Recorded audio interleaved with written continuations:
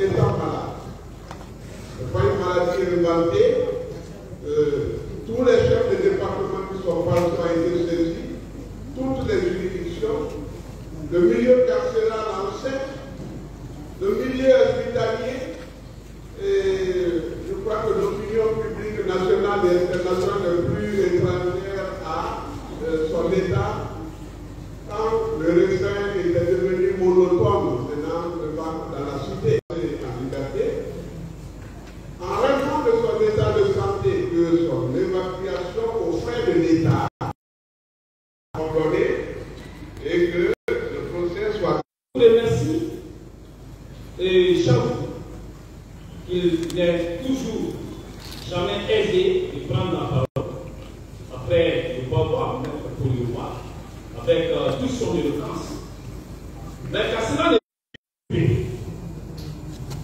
et les mêmes dispositions qui vous êtes tenues, d'autres procédures. Et enfin, nous allons terminer par l'irrecevabilité de la constitution de certaines parties civiles dans cette affaire. Pour commencer, Monsieur le Président, par rapport à la nullité de l'ordonnance de renvoi numéro 005 en date du 29 décembre 2017, qui vous saisit, nous rappelons à propos que l'article 396 de notre code de procédure pénale dispose que l'accusé et le procureur de la République ne peuvent interjeter appel contre les actes de procédure et l'ordonnance de renvoi après le jugement de condamnation.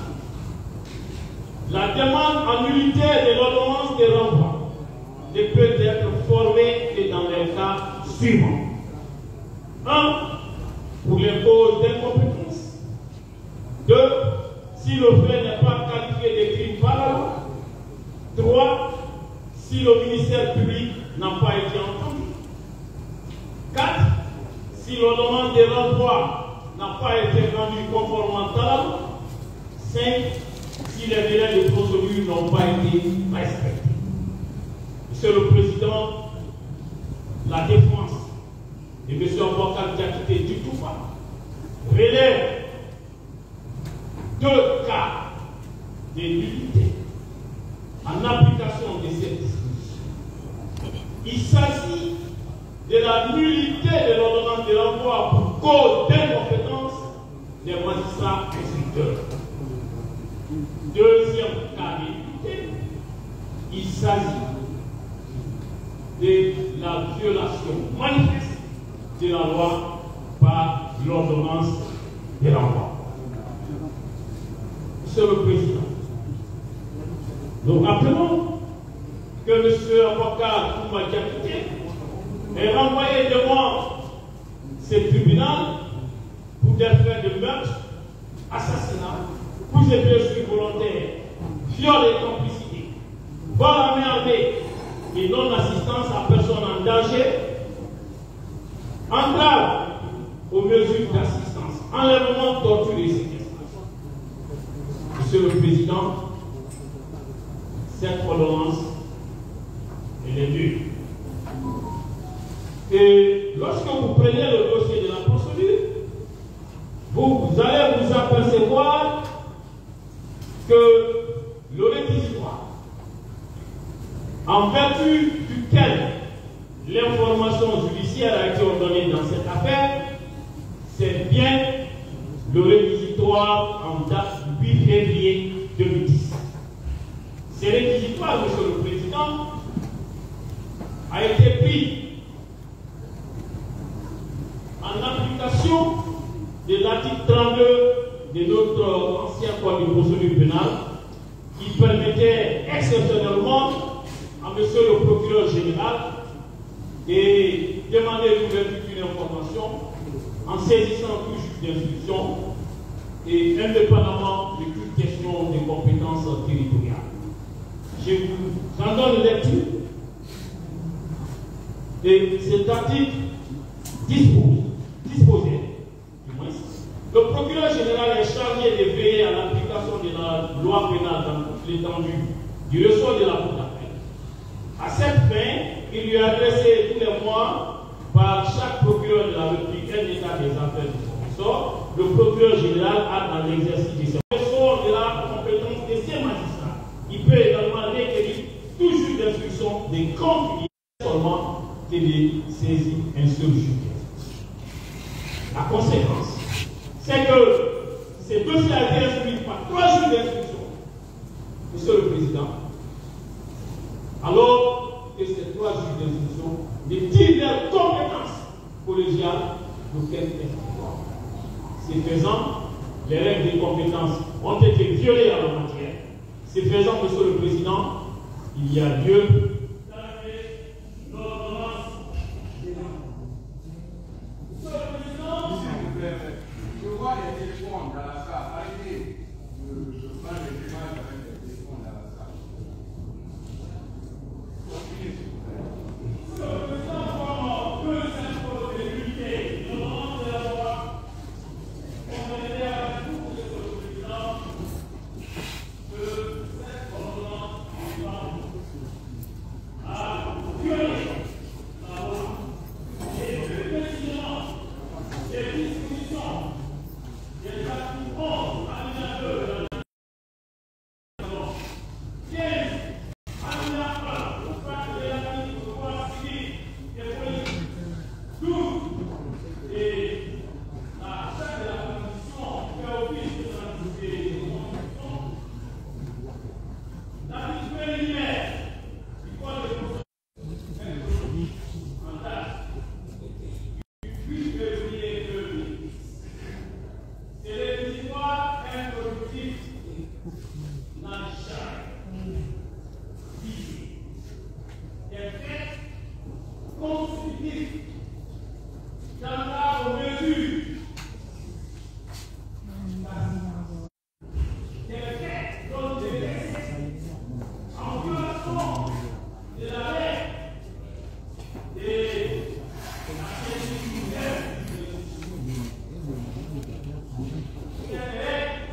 qui est venu au juge d'instruction des temps de l'information à des faits étrangers à la nationalité.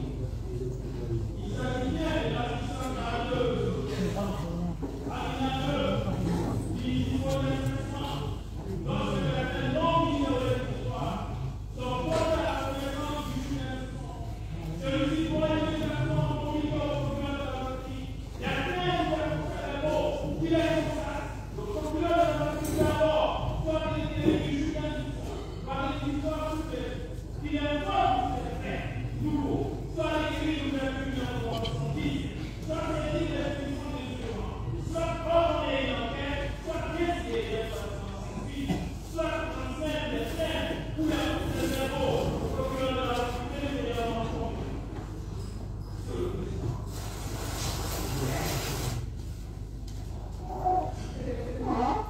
D'ailleurs, ces faits pouvaient appuyer dans le réquisitoire républicain. Au moment où le procureur général connaît ce réquisitoire, les faits d'entrave aux mesures de conduite par innocentement. Et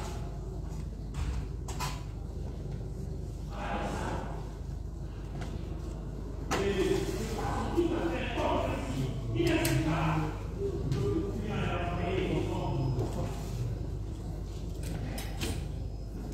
Que c'est fait faux, il est patent que la règle de saisine inhérente des magistrats instructeurs a été violée. D'où la violation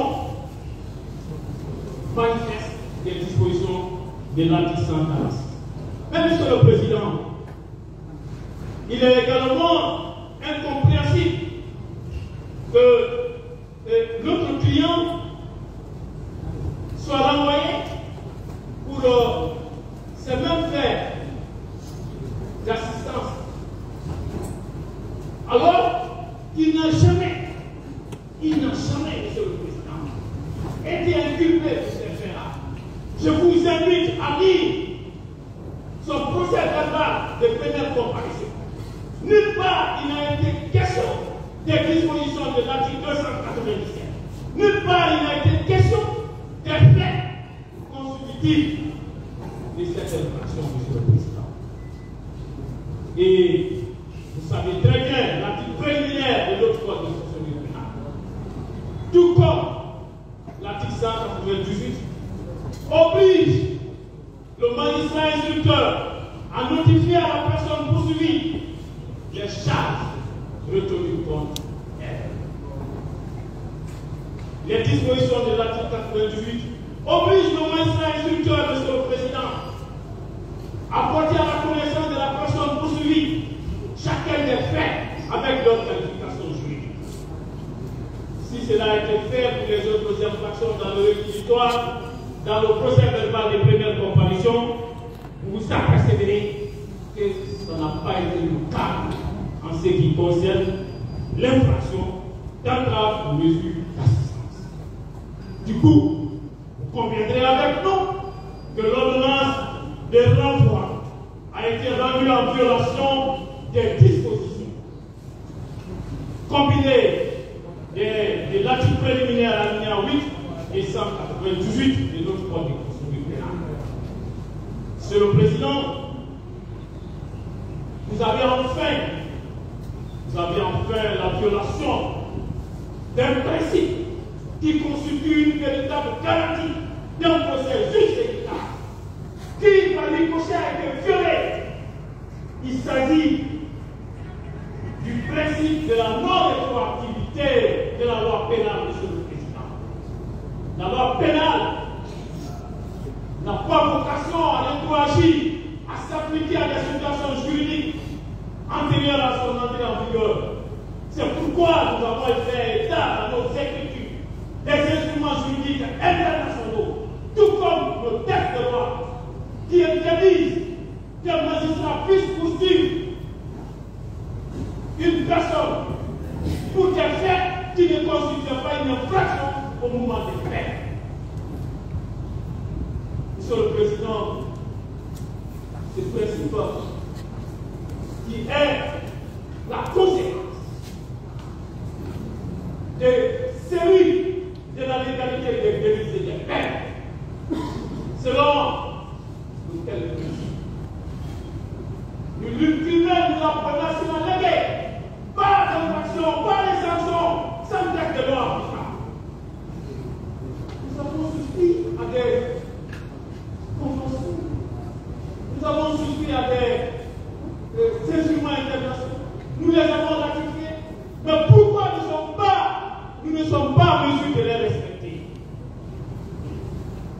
Monsieur le Président, vous comprendrez également que l'ordonnance de l'enfant a été rendue en violation des articles 14 de la Convention, de la Déclaration universelle des droits de l'homme, et l'article 15 du Pacte international relatif aux droits civils et politiques, et des articles 7 des anciens et nouveaux codes pénaux de notre pays. C'est pourquoi cette ordonnance mérite d'être annulée, Monsieur le Président. Vous devez l'annuler, parce que force doit rester à la loi. Vous devez l'annuler. Et lorsque vous aurez annulé cette ordonnance, qui est votre acte de saisie, il n'y a plus de raison que nos clients puissent continuer à être en prison. Vous devez, en même temps, et c'est cela le droit, ordonner l'ordre prise en liberté immédiate. Lorsque vous le ferez, Monsieur le Président, vous aurez rassuré les uns et les autres que nous avons affaire à une force qui est capable de dire le droit contre vents et marées. Parce que les moyens que nous venons d'espérer, ce sont des moyens bas. Ce sont des moyens qui ne laissent la place à aucune hésitation. Sinon qu'à dire le droit. Donc, la réponse à ces moyens constituerait pour nous un premier test, Monsieur le Président. Nous continuons pour aborder cette fois-ci, Monsieur le Président, la question de la nullité des documents qui sont versés au dossier. Il s'agit des rapports médicaux et des certificats. Monsieur le Président, ces rapports médicaux et certificats ne méritent pas de figurer au dossier de la procédure. Ces rapports doivent être déclarés nuls et écartés des débats. Et ce, Monsieur le Président, en application des dispositions des articles 77, 260, 270, 271 de notre nouveau code de procédure pénale, correspondant in extenso aux articles 55, 61 et 66 de l'ancien code de procédure pénale. Monsieur le Président, et il me soit permis, parce que ce que je suis en train de dire est extrêmement important, qu'il me soit permis de vous donner lecture de cette disposition légale. L'article 77.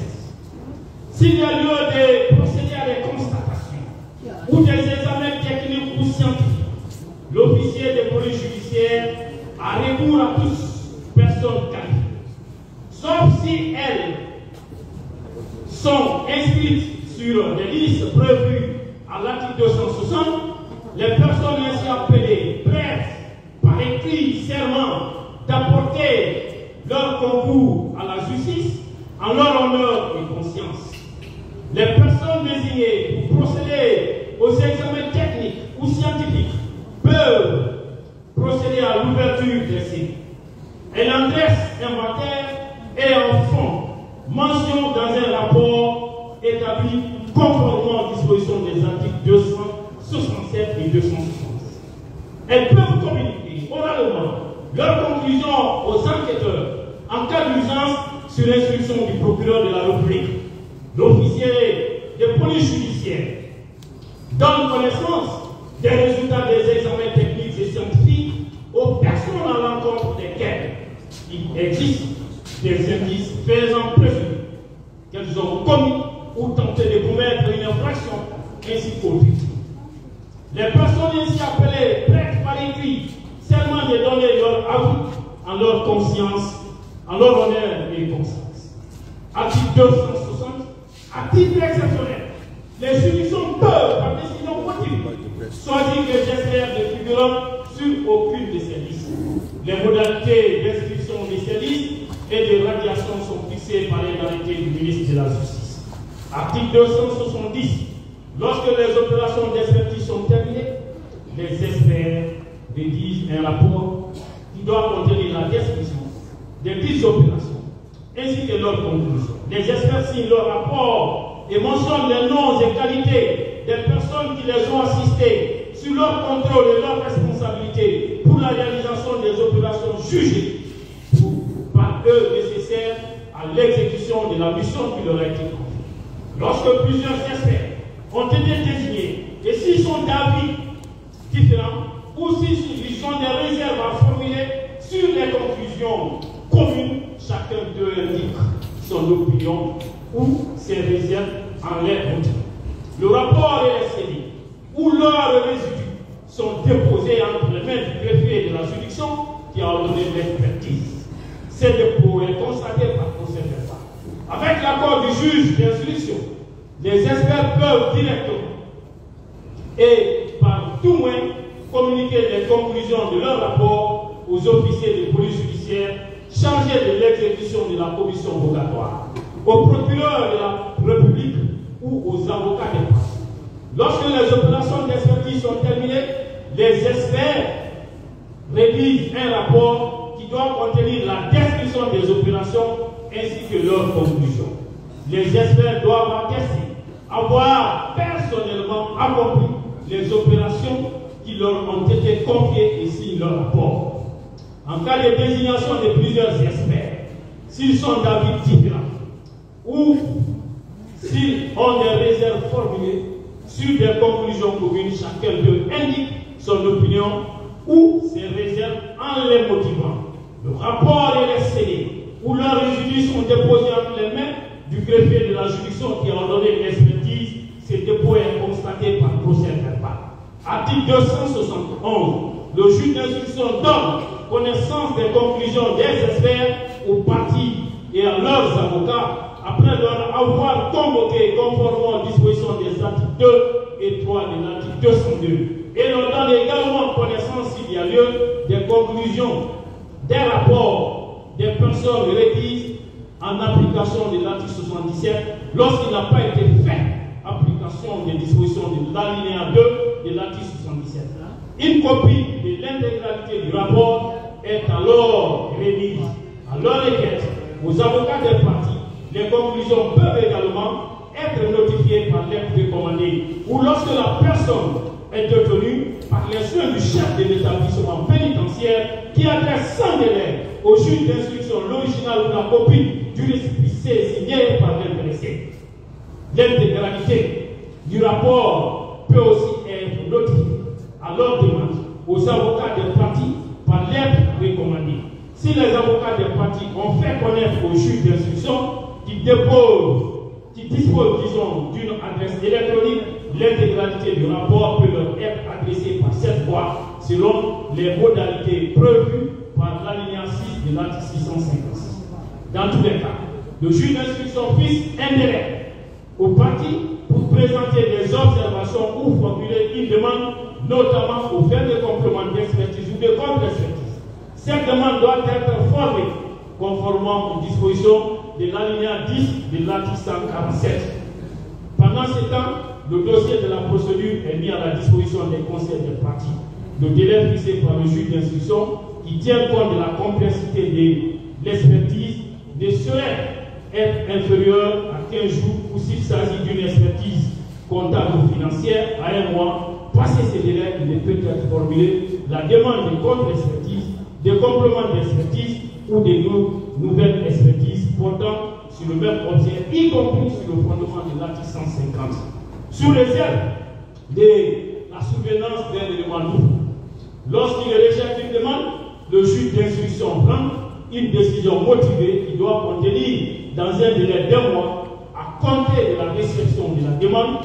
Il en est de même s'il commet un seul expert alors que la partie a demandé qu'il en soit désigné plusieurs.